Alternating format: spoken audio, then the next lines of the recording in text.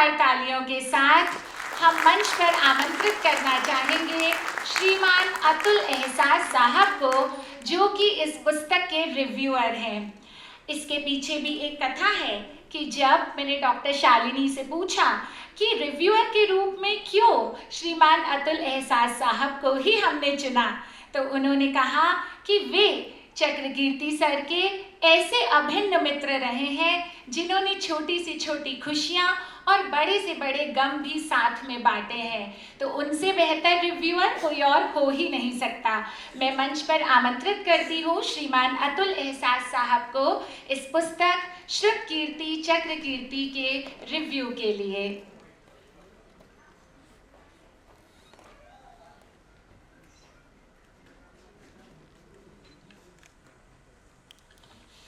धन्यवाद आपका। सबसे पहले माँ को प्रणाम करना चाहूँगा।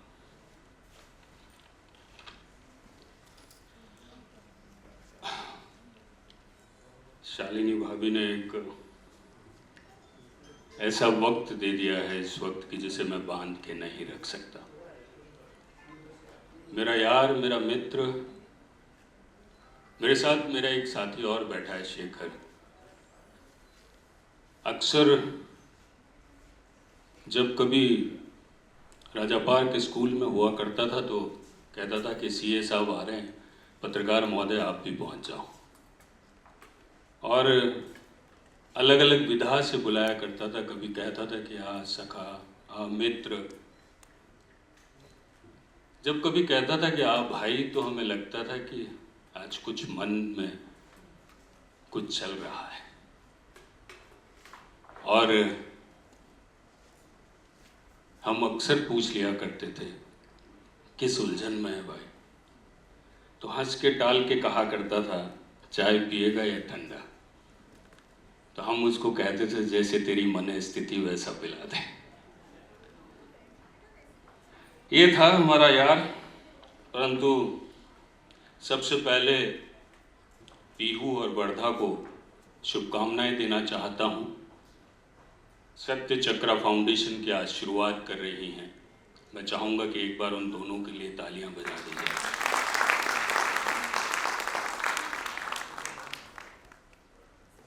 यार तो यार होते हैं, परंतु जिस तरीके से आप सब लोग यहाँ बैठे हैं, कुछ रिश्तों से बंधे हैं, कुछ दिल से बंधे हैं, कुछ मानसिक तौर पर बंधे हैं, और कुछ उसके अपनेपन से बंधे हैं, तब आप लोग यहाँ पर हमारे साथ समाहित हैं। और इस कड़ियों में जुड़ते जुड़ते कब 60 साल का हो गया हमें पता ही नहीं चला।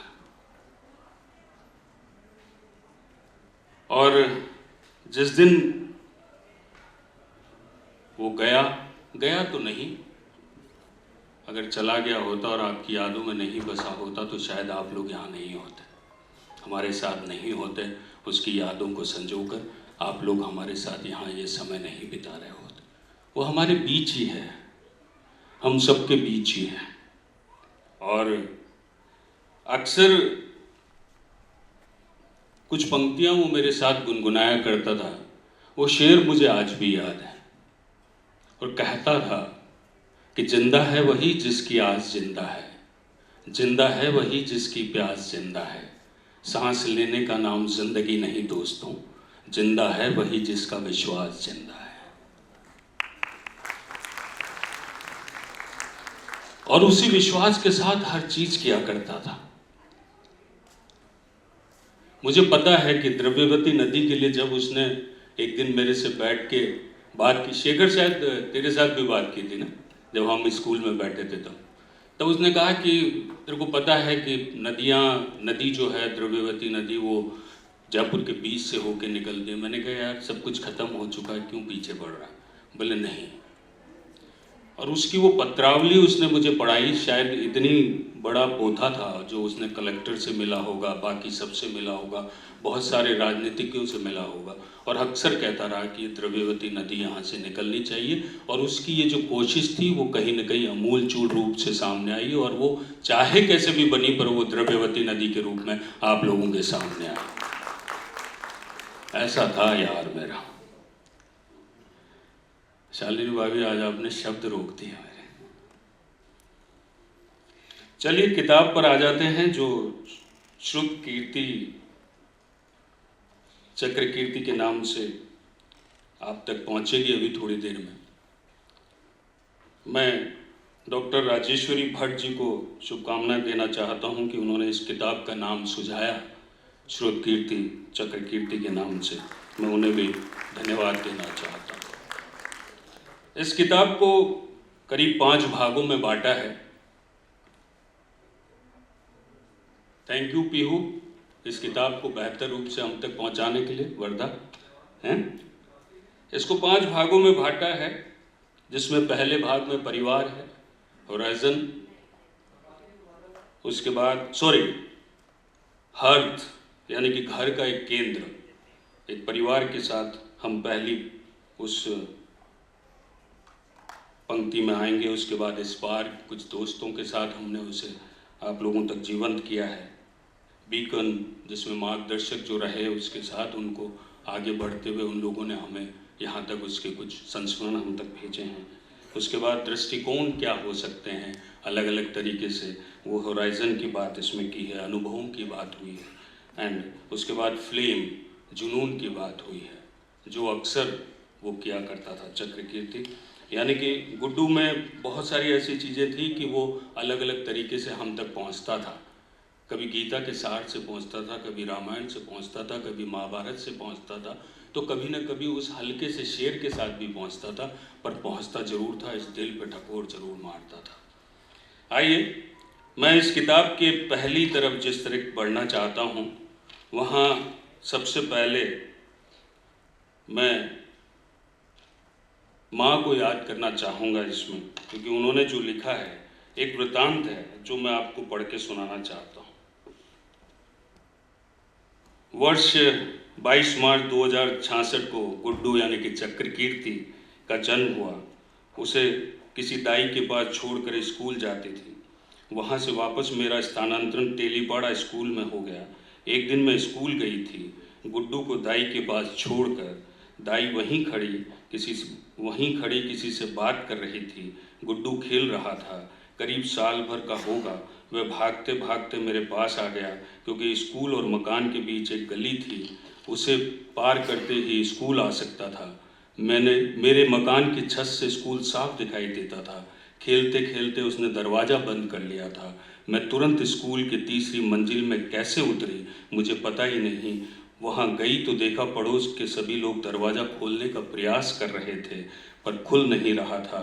तब मकान मालिक श्री माथुर साहब ने कहा कि वेंटिलेशन की जाली तोड़ दो, बच्चे को कुछ नहीं होना चाहिए। इतने में मैं भागती हुई पहुंची और जोर से धक्का मारा। दरवाजे की सांकल का कुंडा उखड़ गया और मैंने उसे गोद में ले लिया और चुप कराया। ताली बज जानी चाहिए। ये माँ का वो प्यार है, और वो माँ जब अपने बेटे को खो देती है, ये सबसे बुरा दिन होता है, परंतु कहीं ना कहीं स्मृतियों में जिंदा रहना ये एक सबसे बड़ी बात होती है। तो इस माँ को भी मैं प्रणाम करना चाहता हूँ कि उन्होंने अपने तरीके से संजो के रखा चक्र कीर्ति को अपने साथ। बाबा भी हैं। अगली कड़ी में मैं उनकी संगिनी शालिनी भाभी ने कुछ पंक्तियां लिखी है, और उन्होंने मुझे बताया कि वो 13 दिन के अंदर अंदर वो शब्द उनकी कलम से कागज तक होकर गए। कभी आपकी इबादत, कभी आपसे शरारत, कभी आपका इंतजार, कभी आपसे हिमाकत। कभी आपकी इबादत, कभी आपसे शरारत, कभी आपका इंतज़ार, कभी आपसे हिमाकत, कभी आपकी मोहब्बत, कभी आपसे मोहब्बत करती हूँ। पूरी पूरी रात आपकी यादों में करवटें बदलती हूँ। ये प्यार कुछ न कुछ इस तरीके से कहता है कि जब इंसान आपकी यादों में जीवंत होता है तो कहीं आपके लिए बहुत कुछ कर जाता है। समझ गई हूँ जीवन के क्रम में जो खोया है कभी पा न सकूंगी।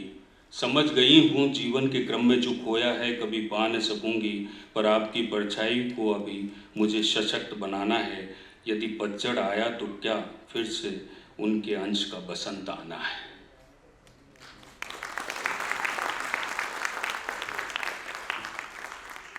ये कहीं न कहीं वो वृतांत हैं जो मैं आप तक पहुंचा रहा हूं। बहुत सारे लोगों के प्यार आए हैं, बहुत सारे लोगों का दुलार आया है इस किताब में। मैं सबके नाम यहाँ पे नहीं ले पाऊँगा, सबके नहीं पढ़ पाऊँगा, परंतु जो मुख्य धारा में मुझे समझ में आए वो सब मैं आप तक पहुँचा रहा हूँ। एक और रिश्ता होता है। एक पिता जब अपनी बेटी का हाथ किसी के बेटे के हाथ में सौंपता है तो वो उसे अपना बेटा समझ लेता है, और जब वो एक रिश्ता हो जाता है ससुर और कहीं न कहीं उसका, वो भी अपने पिता के तुल्य हो जाते हैं। परंतु जब उस ससुर को, उस पिता तुल्य उस इंसान को जिसको लगता है कि चंद दिनों पहले मैंने जब हाथ जोड़ किया था तब ये तो नहीं सोचा था, परंतु कहीं न कहीं वो बातें याद आती है। परंतु उन सब चीज़ों को जब याद करने के साथ साथ वो व्यक्ति आगे बढ़ता है तो इस 60 साल के उस चक्रकीर्ति के लिए बहुत सारी बातें लिखता है, और लिखता है कि परिवार की दिशा तय करने की साहस था, उस व्यक्ति के अंदर मित्र का एक समूह बनाने की शक्ति थी, उस व्यक्ति के अंदर संगीत का प्रेम था। उस संगीत के प्रेम को तभी आपने देखा थोड़ी देर पहले, 2 प्यारी प्यारी बेटियाँ वर्दा और पीहू, उसके साथ कहीं न कहीं एक बात जो लिखी उन्होंने लिखते लिखते अंत में एक लाइनें लिखी है कि कहिस कबीर सुनो रे लोई, हम तुम बिनसी रहेगा सोई। कीर्ति नहीं रहे, साई रहेगा, और कीर्ति का साई उनके द्वारा स्थापित बर्फखाना, जवाहर नगर, जयपुर का विधि महाविद्यालय, बीएड महाविद्यालय, मानसरोवर का वैदिक पीजी महाविद्यालय, उनके द्वारा निर्मित आर्य समाज आदर्श नगर की यज्ञशाला तथा आर्य समाज सत्संग भवन सदैव रहेंगे। कीर्ति के साई उनके यही निर्माण हैं, वे हमेशा उनकी याद दिलाते रहेंगे। क्या क्या छोड़ गया वो पीछे पता नहीं, बहुत सारी चीज़ें छोड़ गया। और बंधु छोड़ने के साथ साथ उनको यादों में भी बसा के रखना हमारी जिम्मेदारी बन जाती है। एक और रिश्ता है जो जीजा और साले के बीच का होता है, और उस रिश्ते को पाल ले और उस रिश्ते के साथ आगे बढ़ते बढ़ते दोस्ती में कैसे बदल जाता है, वो श्रीनिवासन सर ने यहाँ पर लिखा है। उन्होंने एक वृतांत लिखा है जो बहुत छोटा सा वृतांत है पर बड़ा मस्त वृतांत है। दिल्ली में 20 साल की उम्र में उन्हें देखने पहुंचा था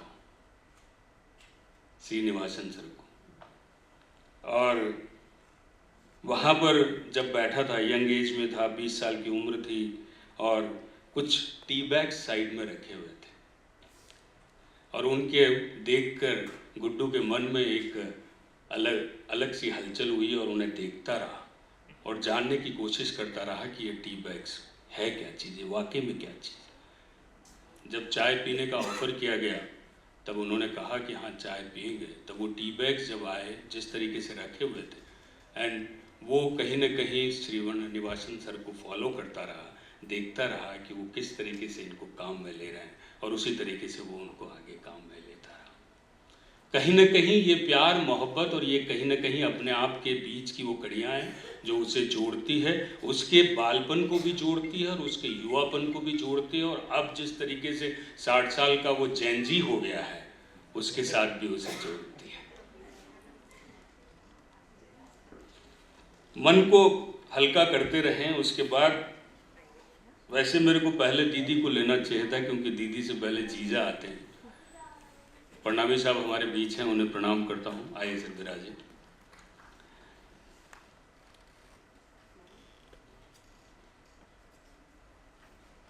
पहली पंक्ति में ही उन्होंने कहीं न कहीं दिल को निकाल लिया है। दीदी ने जिस तरीके से पहली पंक्ति लिखी है, जो हेडिंग आया है उनका, उसमें लिखा है, भैया तू याद आता है काश तू होता। भैया तू याद आता है काश तू होता। कुछ रिश्ते उम्र से नहीं धड़कनों से बनते हैं, और तू यहीं पे उन्होंने छोड़ा है। कुछ रिश्ते उम्र से नहीं धड़कनों से बनते हैं, और तू मेरी धड़कनों में सबसे पहले बसा था। जब तू पैदा हुआ इस दुनिया में, जैसे मेरे जीवन में किसी ने एक नरम सा उजाला रख दिया हो। आज भी आंखें बंद करती हूँ तो वही छोटा वाला भैया नजर आता है।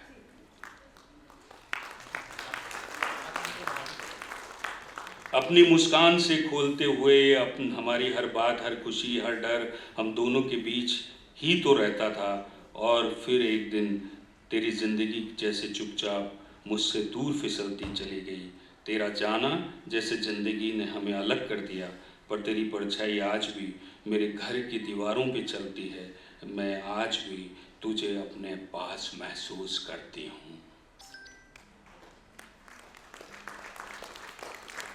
गुड्डू है, ये चक्रकीर्ति है। मैं डॉक्टर राजेश्वरी भट्ट तक पहुंच गया हूँ। ये भाभी की बुआ हैं राजेश्वरी भट्ट जी, जिन्होंने ये नाम दिया है श्रुतकीर्ति, चक्रकीर्ति। उन्हीं के पास पहुंच गया हूँ। चक्रकीर्ति सांवेदी अपनी व्यवहार कुशलता एवं उदार प्रवृत्ति से सभी का मन जीत लेते थे। समाज के सभी वर्गों के व्यक्तित्वों में से उनका घनिष्ठ संबंध था। अपनी इस उदार प्रवृत्ति के कारण वे सभी क्षेत्रों में अपनी योजनाओं को पूर्ण करने में समर्थ थे। शैक्षिक एवं सामाजिक गतिविधियों में अत्यधिक व्यस्त रहने पर भी चक्रकीर्ति अपने परिवार के लिए आदर्श थे। सभी पारिवारिक संबंधों को उन्होंने निष्ठा से निभाया है। ये तो मैं जानता हूँ, ये तो मैं बहुत अच्छे ढंग से समझ सकता हूँ कि वो किस तरीके से रिश्तों को निभाता था। एक और नाम यहाँ पर है महेश तिवारी जी, जो भाभी के मामा हैं और गुड्डू के बहुत अच्छे बेहतरीन दोस्त भी थे, और अच्छे से लिखते हैं, बहुत सारी चीज़ें लिखते हैं कि अपने तरीके से कैसे जीवंत हुआ जा सकता है। थाने का कुछ उन्होंने वृत्तांत भी लिखा है, और भी अलग अलग तरीके से उन्होंने गुड्डू को इसमें डिस्क्राइब किया है।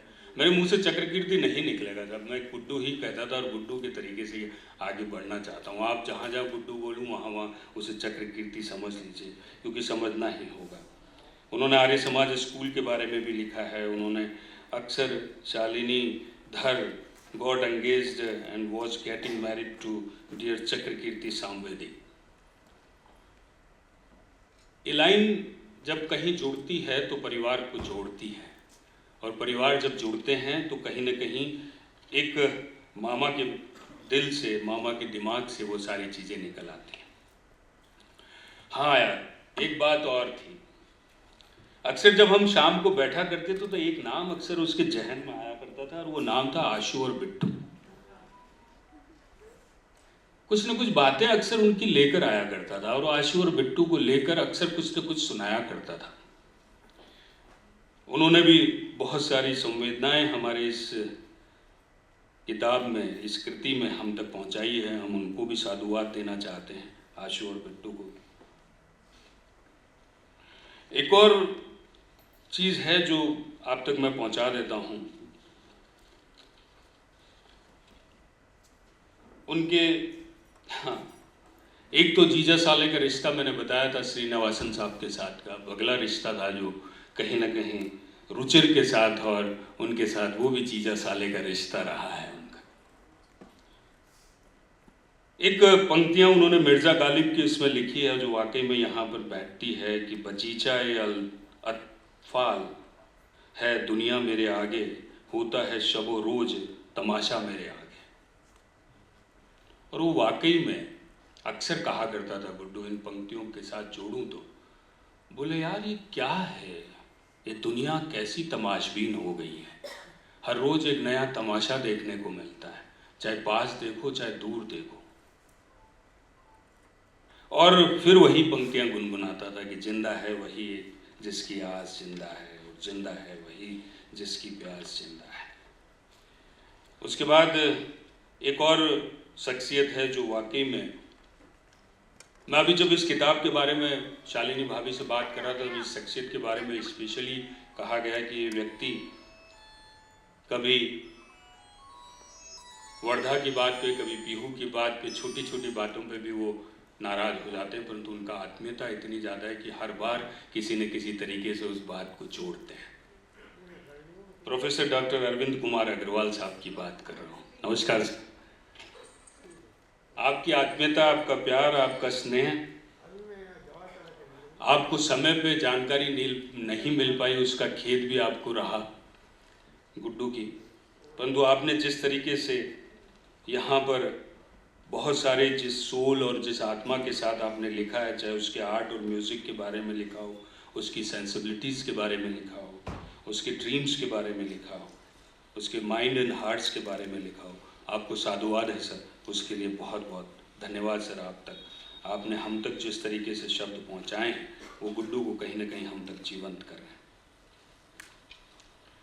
उसके बाद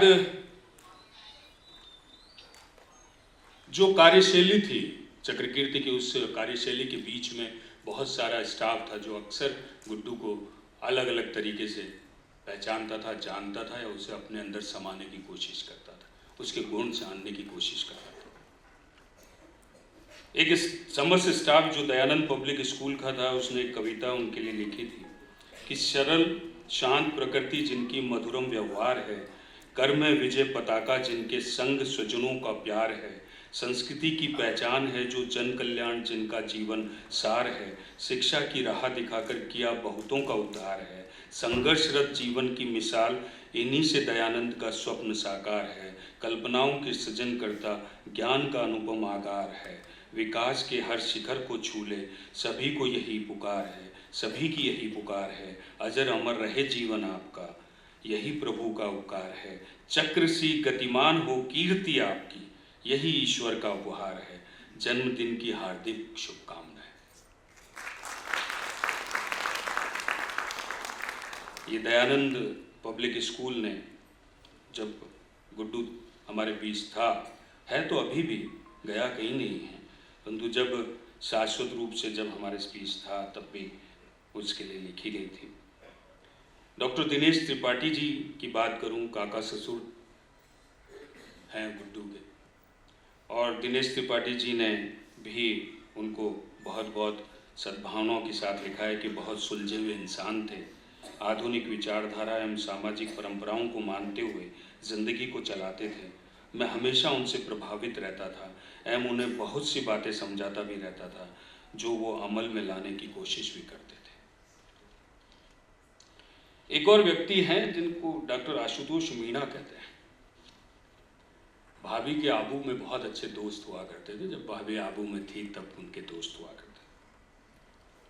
वो बाद में भाभी के कम और गुड्डू के ज़्यादा अच्छे दोस्त हो गए, पर उम्र में उससे कम छोटे थे, परंतु बहुत बेहतरीन दोस्त हो गए। कीर्ति जी दोस्तों के दोस्त थे। वो लिखते हैं कि जिससे दोस्ती कर ली उसे पूरे दिल से निभाते थे, अजनबियों से भी तुरंत दोस्ती कर लेते थे। उनके कई मित्र तो ऐसे हैं जो ट्रेन में मिले, लोगों से मिलना जुलना पसंद था, किसी भी माहौल में ढल जाना उनकी खासियत थी, हर रंग में रंग जाना उनकी कला थी, इसलिए उनके मित्रों की संख्या ज़्यादा थी।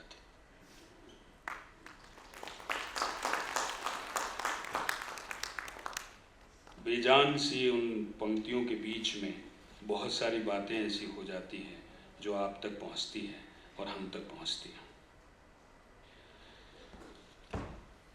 मैं इस मौके पर आर्य समाज राजापाक के पुरोहित हैं जानकी प्रसाद शर्मा जी, उनको भी याद करना चाहूँगा।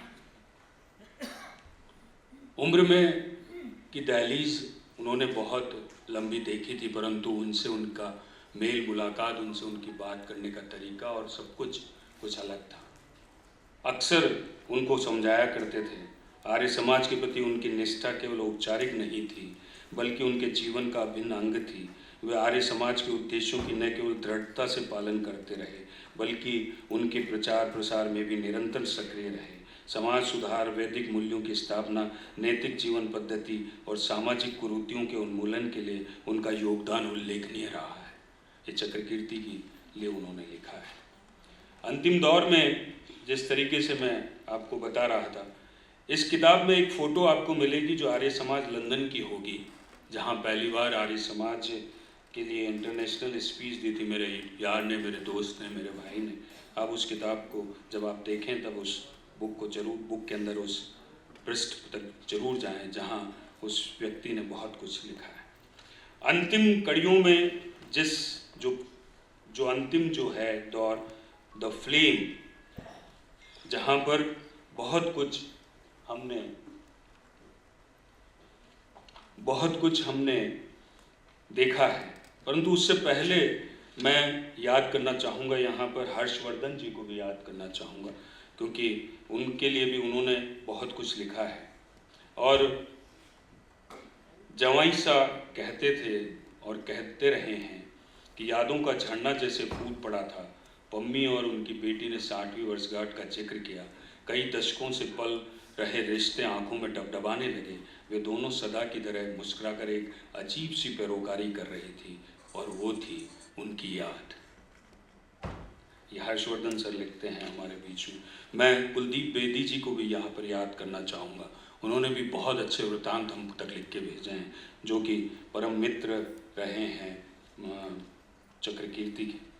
लास्ट बट नॉट लीस्ट, ये किताब के अंतिम दौर तक मैं पहुंच गया हूं, जहां पे फ्लेम की बात हो रही है, एक अलग सी ऊर्जा की बात हो रही है, और वो ऊर्जा चक्रकीर्ति के पेन से किताब तक उकर के आई।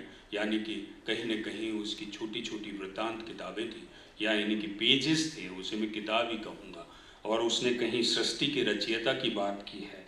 उसने लिखा था कि सृष्टि की रचना करने वाली शक्ति कौन सी है? क्या भौतिक तत्व इस सृष्टि के रचनाहार हैं, या आस्तिकों का ब्रह्म सृष्टि की रचयिता है? इस तरीके से उसने बहुत लंबा लिखा है। अग्नि के बारे में लिखा है, अग्नि के लिए लिखा है, यक्ष के लिए लिखा है, वायु के लिए लिखा है, और भी बहुत सारी बातें उसने लिखी है। मृत्यु के बाद आत्मा की गति क्या हो सकती है, वो उसने अपने इन वृत्तांत में लिखा है। उसको भी आप सुन पाएंगे या पढ़ पाएंगे इसके साथ। अंतिम जो एक बात कहना चाहता हूँ, घर का व्हाइट बोर्ड और व्हाइट बोर्ड पर कुछ पंक्तियां लिखी रहती थी, वो आज तक लिखी हुई है। क्यों लिखी हुई है ना? Struggle come what ever may be, struggle comma come what ever may be, जिंदा रखिएगा उसको। और जब ये हाथ में आपके किताब आए, तब ये फोटो जरूर उसके किताब के मुख पृष्ठ पे है। जो छोटे हैं वो उसके गाल पे हाथ फेर दीजिएगा, बड़े हैं वो उसके सर पे हाथ फेर दीजिएगा, और जो मेरे हमजोली हैं वो उसके पूरे तरीके से बलाइयाँ ले लीजिएगा। 60 साल का हो गया है, उसको कोई बीमारी ना लगे, वो किसी तरीके से स्वस्थ रहे, प्यार के साथ अभिभूत रहे, और आप सबका प्यार उसे मिलता रहे। धन्यवाद, बहुत बहुत धन्यवाद।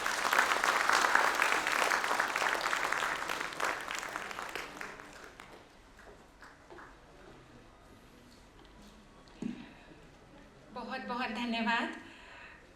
मैं समझती हूँ हम सभी यहाँ बैठे सभी भावुक हो गए हैं इस संवेदनशीलता के साथ, और जिस सटीकता के साथ आपने इस पुस्तक का रिव्यू किया है। हम सभी बहुत ही मन की गहराइयों से आज डॉक्टर चक्रकीर्ति को उसी आस के साथ याद कर पा रहे हैं।